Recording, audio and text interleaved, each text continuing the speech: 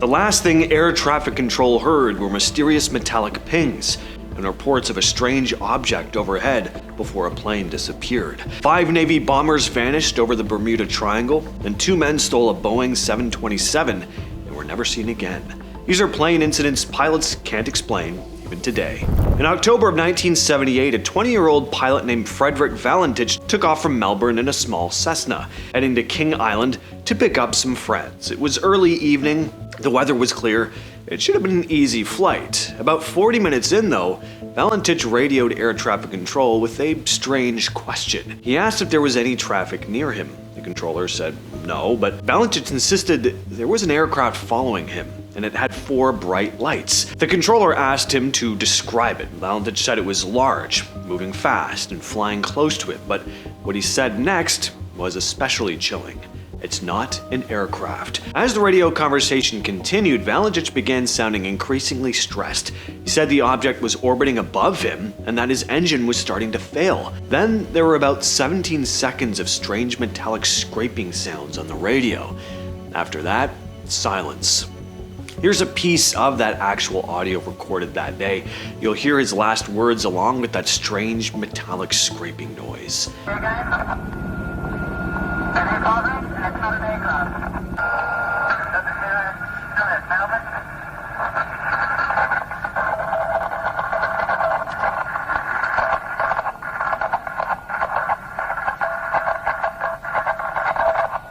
Frederick Valentich and his plane were gone. 5 years later, part of an engine flap washed up on a beach, and it might have been from his plane, but nobody could confirm it. You couldn't really figure out exactly what happened. There are plenty of theories, of course. Maybe he just got disoriented. Maybe he staged the whole UFO thing because he wanted to disappear, start a new life somewhere for whatever reason. Or perhaps he really did encounter something. Whatever the case, we'll probably never know.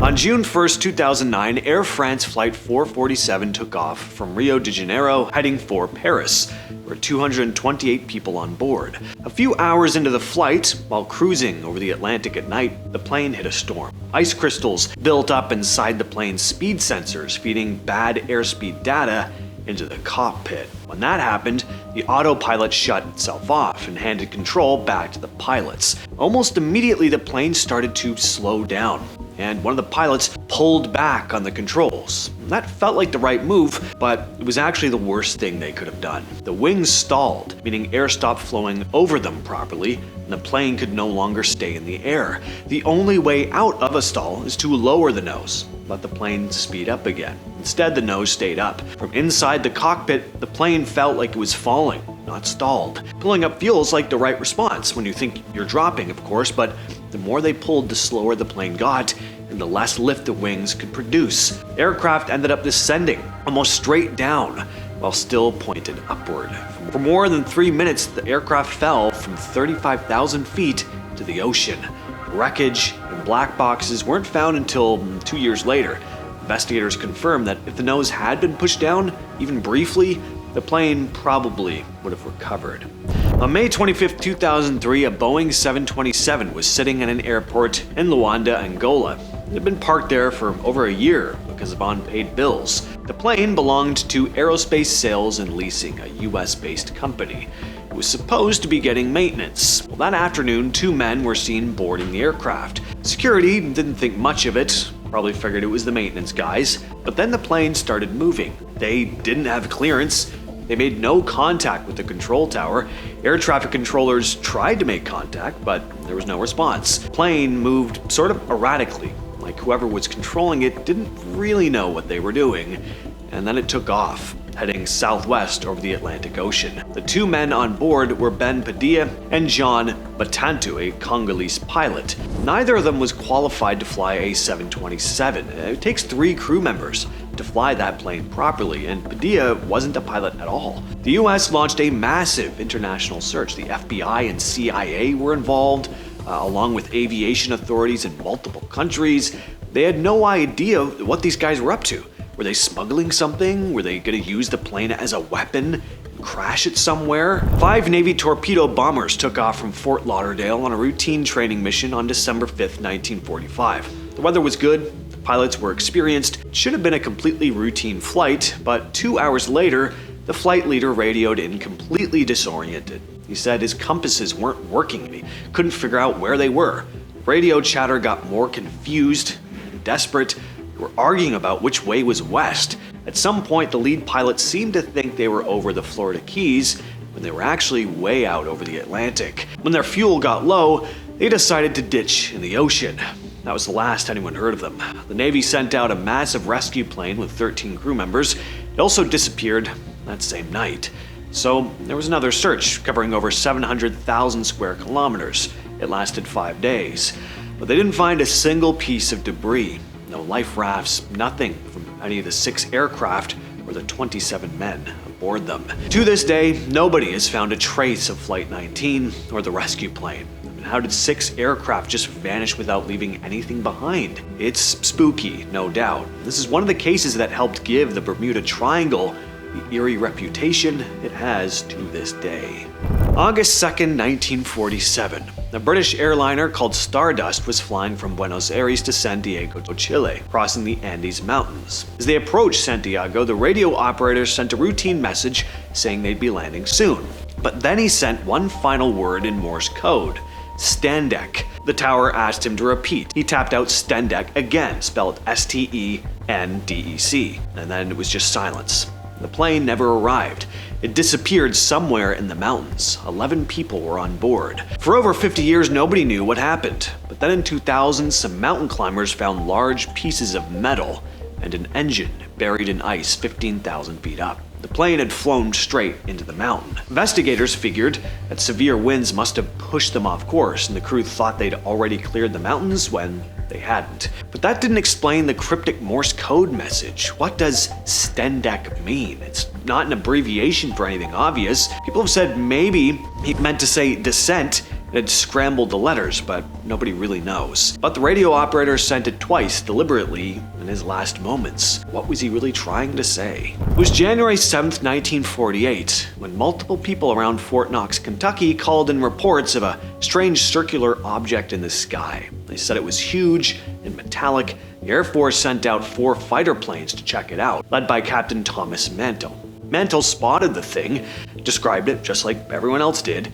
He started ascending to get a better look. His wingmen turned back because they didn't have oxygen equipment for high altitude. Mantell kept climbing, saying, quote, "I'm going up to 20,000 feet, and if I'm no closer, I'll abandon the chase." Those were his last words. His plane crashed near Franklin, Kentucky. The Air Force, not really knowing what to tell the public, because heaven forbid they tell the truth, said he was chasing Venus, which is obviously ridiculous, since Mantell was an experienced pilot who knew what a planet looked like. Later they said it might have been some sort of weather balloon.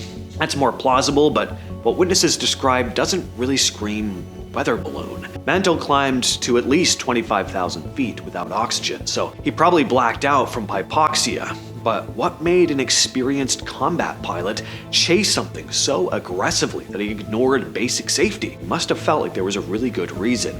What was he actually following up there? Up next is the story of Helios Airways Flight 522, sometimes referred to as the Ghost Plane. On August 14, 2005, a Boeing 737 took off from Cyprus heading to Athens. There were 121 people on board. Shortly after takeoff, the crew reported a problem with the air conditioning, and then nothing. Air traffic control tried to contact them, there was no response, but the plane was still flying on autopilot. The Greek Air Force sent out 2 fighter planes to intercept. What they saw was pretty disturbing. The captain's seat was empty. The co-pilot was slumped in his seat, either unconscious or dead. Through the windows, they could see passengers in their seats with oxygen masks hanging down. Nobody was moving. There was one flight attendant who had pilot training. He'd woken up and managed to make it to the cockpit. He was waving at the fighter jets, trying desperately to control the plane. But minutes later, the engines ran out of fuel and the plane crashed into a hillside. There were no survivors. Turned out that before takeoff, someone had switched the pressurization system to manual instead of automatic. So as the plane climbed, the cabin didn't pressurize. Everyone slowly lost consciousness from lack of oxygen.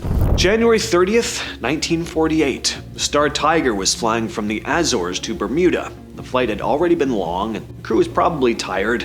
They were dealing with strong headwinds too that were burning through fuel faster than expected. Around 3 a.m., the pilot radioed Bermuda to get a bearing on their position. The tower gave them directions, the pilot acknowledged the message, and then there was nothing. The plane never arrived in Bermuda. It never sent a distress call. It just disappeared somewhere over the Atlantic Ocean. Search teams looked for days, but didn't find a single piece of debris.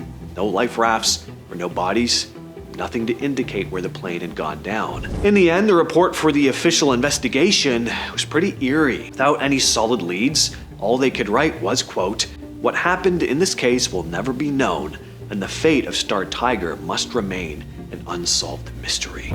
The Star Ariel took off from Bermuda, heading to Kingston, Jamaica on January 17, 1949. It was the same type of plane as the Star Tiger, flown by the same airline, almost exactly 1 year after Star Tiger disappeared. About an hour into the flight, the captain radioed that weather conditions were excellent and they were flying at 18,000 feet.